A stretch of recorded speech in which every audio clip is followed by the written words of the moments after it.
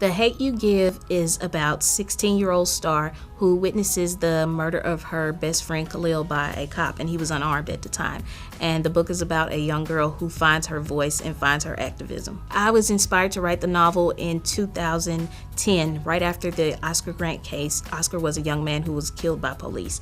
And at the time, I remember wondering what would happen if that took place in my neighborhood. How would we react? And all of these cases started coming out, and it just fueled me, and it fueled my frustration and my anger, but it also, I wanted to find a way to find hope. And I wanted to show the human side of all of these cases.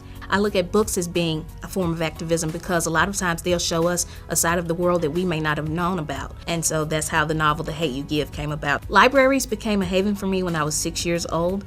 I was almost shot in a drive-by, actually. I was at the neighborhood park, and two drug dealers decided that they wanted to recreate the Wild Wild West and have a shootout. But my mom took me to the library the very next day. So I remember leaving with so many books that day. But I was reading Judy Blume's books. I was reading Tar Beach. I was reading The Boxcar Kids, just to see that there was more to the world than my piece of it. A lot of great books have influenced me.